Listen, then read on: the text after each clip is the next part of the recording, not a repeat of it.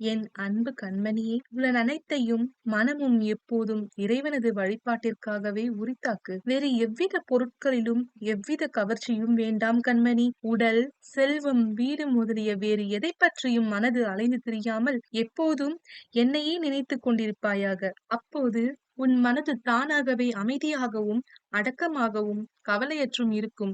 நல்ல பழக்கங்களில் மனம் ஈடுபடுத்துவதற்கு இதுவே அடையாளமாகும் கண்மணி. உன் மனம் அலையும் தன்மை உடையதாய் இருந்தால் அது நன்றாக என்னிடம் ஒன்றிவிட்டது என்று கூற இயலாதல்லவா? சாயி, நான் ஒரு ஏழை, என்னிடம் செல்வம் இல்லை என்று என்னை யாரும் மதிப்பதில்லை என்று கூறி கலங்காதே கண்மணி. இனி வரும் காலங்களில் எல்லா செல்வங்களையும் பெற்று நீ வாழ்வதை பார்த்து நான் மகிழத்தான் போகின்றேன். நீ யாரை பற்றியும் கவலைப்பட தேவையில்லை. நீ கவலைப்படும் அளவிற்கு எதுவும் நடக்கவும் இல்லை. நீ அனைவரின் முன்பும் தலை நிமிர்ந்து வாழ்வாய். உன் சாயப்பா நான் இருக்கிறேன். இனி சதா சர்வ காலமும் என்னையே நினைத்துக் கொண்டிரு.